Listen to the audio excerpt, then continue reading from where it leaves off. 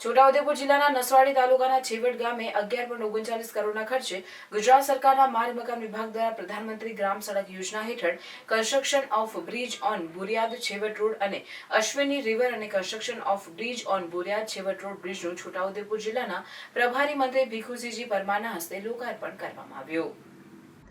આ પ્રસંગે પ્રભારી મંત્રીએ જણાવ્યું હતું કે દેશના વડાપ્રધાન નરેન્દ્રભાઈ મોદી ગુજરાતના મુખ્યમંત્રી બન્યા બાદ અંબાજીથી ઉમરગામના સ્થાનિકોને માળખાકીય સુવિધાઓ મળે અને સમાજની મુખ્ય ધારા સાથે જોડવાનું કાર્ય કર્યું। વધુમાં તેમણે ધારાસભ્ય અભિસિંહ તડવીને વિશે વાત કરતા જણાવ્યું કે તેમની જાગૃતતાને કારણે 2 પુલો સાથે અન્ય ઘણા કામો વિસ્તારમાં થઈ રહ્યા છે। 450 થી 500ની વસ્તીમાં 11 કરોડથી વધુની રકમના 2 બ્રિજ બન્યા છે। બ્રિજ બનાવવાથી નસવાડી તાલુકાના અંતરિયાળ ડુંગર વિસ્તારના ગામો જેવા કે લાવાકોઈ, દામણી આંબા, કેવડી, ફૂલવાડી, દુગ્ધા, ધાર સિમલે, તલાવ, કુમેઠા, કાંટિયાબાર, રાધના પાણી, સરિયા પાણી, વિયાવાટ, રતનપુર, કપરાલી તથા અન્ય ગ્રામજનોને તાલુકા મથક નસવાડી તથા બોરિયાદ જવા માટે ટૂંકા અંતરવાળા રસ્તાનો લાભ મળેલ છે, જેનાથી 20 કિલોમીટરનું અંતર ઘટી જાય છે। ચોમાસાની ઋતુ દરમિયાન વિદ્યાર્થીઓને શાળાએ આવવા જવા માટે સુવિધા ઉપલબ્ધ થઈ છે। આ પ્રસંગે જિલ્લા પંચાયત પ્રમુખ મલકાબેન પટેલ, સાંસદ જશુભાઈ રાઠવા, ધારાસભ્ય અભિસિંહ તડવીએ પ્રાસંગિક ઉદ્બોધન કર્યું હતું। આ કાર્યક્રમમાં બાંધકામ સમિતિના ચેરમેન કેતનભાઈ, નસવાડી તાલુકા પંચાયત પ્રમુખ ભાવનાબેન, તાલુકા વિકાસ અધિકારી, તાલુકા પંચાયતના સભ્યો, ગામના સરપંચ, માર્ગ મકાન વિભાગના અધિકારીઓ, જિલ્લાના પદાધિકારીઓ સહિત મોટી સંખ્યામાં ગ્રામજનો ઉપસ્થિત રહ્યા હતા।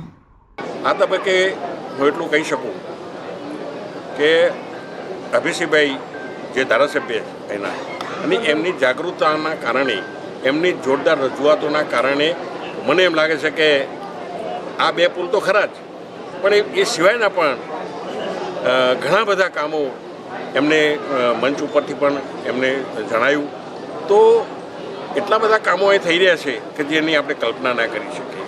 વર્ષો પહેલાં આ વિસ્તાર ખૂબ જ પછાત હતો।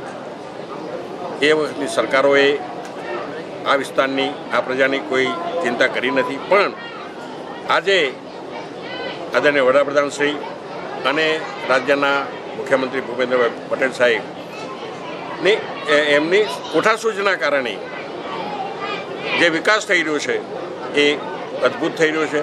અને હમણાં જ મેં મારા ભાષણમાં કીધું કે 450 થી 500ની વસ્તીની અંદર જ્યારે 11 કરોડથી ઉપરની રકમ ખર્ચાતી હોય ત્યારે માથા દીઠ 3.5 લાખથી પણ વધુ ખર્ચ આ સરકાર માત્ર પુલ માટે કરતી હોય તો આનાથી વિશેષ બીજું કોઈ હોઈ ન શકે। અને એટલા માટે આ પ્રજા હંમેશ માટે આ ભારતીય જનતા પાર્ટીની સાથે રહી છે।